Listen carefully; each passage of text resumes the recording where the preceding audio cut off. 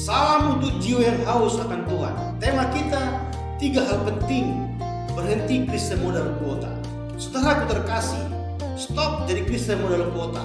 Kamu tiap hari scroll konten rohani, tetapi rohmu tetap lesu. Ikut ibadah online di mana-mana, tapi tidak ada tindakan iman. Jangan cuma konsumsi, mulai eksekusi. Dunia butuh Kristen yang bergerak, bukan hanya yang berkomentar. Yuk ikuti sampai akhir dan kamu akan tahu tentang 3 hal penting stop menjadi Kristen kuota. Saudaraku, kita memang hidup di era informasi yang berlimpah, tapi sayangnya minim eksekusi.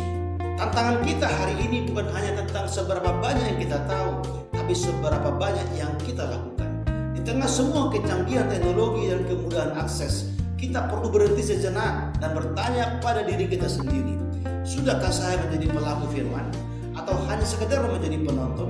Yesus tidak pernah memanggil murid-murid hanya untuk jadi penonton. Dia berkata, ikutlah aku. Ikut aku artinya bergerak meninggalkan zona nyaman. Siap ambil resiko, taat dan dengar kebenaran. Saudaraku, berikut ini adalah 3 hal penting tentang stop menjadi Kristen kuota. Yang pertama, jangan hanya konsumsi informasi, tapi mulailah eksekusi.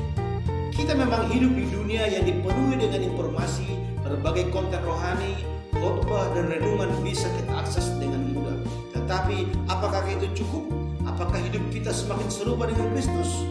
Tuhan tidak hanya menginginkan kita menjadi konsumen pasif yang hanya mengonsumsi informasi rohani tanpa ada perubahan nyata dalam hidup kita. Jangan cuma konsumsi, tetapi jadilah produksi. Tuhan memberimu talenta, kreativitas, dan platform sosial. Jangan cuma jadi penonton di tengah panggung digital ini, tetapi jadilah pemain. Yakobus ayat 1:22 berkata, tetapi hendaklah kamu menjadi pelaku firman dan bukan hanya pendengar saja. Sebab jika tidak demikian, kamu menipu diri sendiri. Tuhan ingin kita tidak hanya mendengarkan firman, tetapi juga melakukannya. Jadi mari kita mulai bertindak sesuai dengan apa yang telah kita dengarkan dari firman.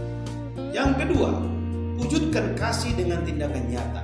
Kita sering mendengar tentang kasih, tetapi seringkali kita terjebak dalam dunia maya di mana kita bisa berbicara banyak tentang kasih tanpa benar-benar bisa menerapkannya dalam praktek sehari-hari.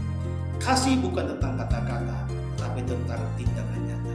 Tuhan memanggil kita untuk menjadi agen perubahan, untuk menunjukkan kasih-Nya dalam tindakan kita dalam dunia sehari-hari. 1 Yohanes 3:18 berkata, anak-anakku, marilah kita mengasihi bukan dengan perkataan atau dengan lidah, tetapi dengan perbuatan dan dalam kebenaran.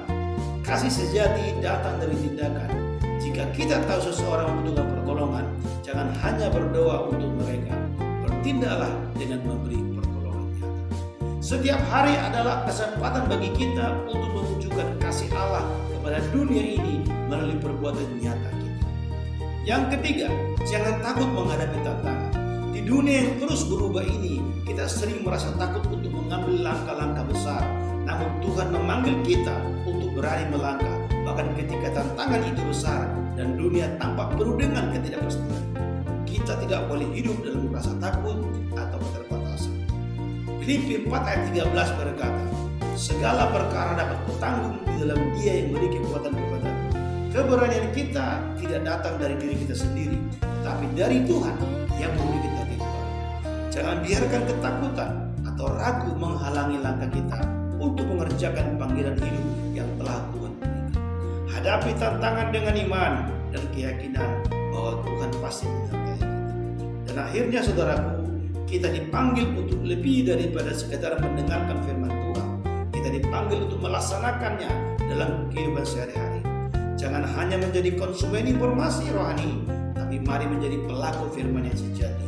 Mari tunjukkanlah kasih dalam tindakan nyata dan jangan takut untuk melangkah dengan iman dan keberanian bersama Yesus Kristus. Sadarilah, Kristus tidak mati di salib supaya kamu jadi penonton iman. Dia mati supaya kamu menjadi agen perubahan. Jadi berhenti menjadi Kristen model kuota. Saatnya kamu eksekusi, bertemu Tuhan lewat aksi dalam firman-Nya di lapangan. Saudaraku, jika renungan ini dirasa bermanfaat, jangan lupa di like dan tulis tanggapanmu di kolom komentar. Dan bagikan juga pada temanmu agar mereka tahu tentang 3 hal penting stop menjadi Kristen kota. Demikian, Tuhan memberkati. Salam.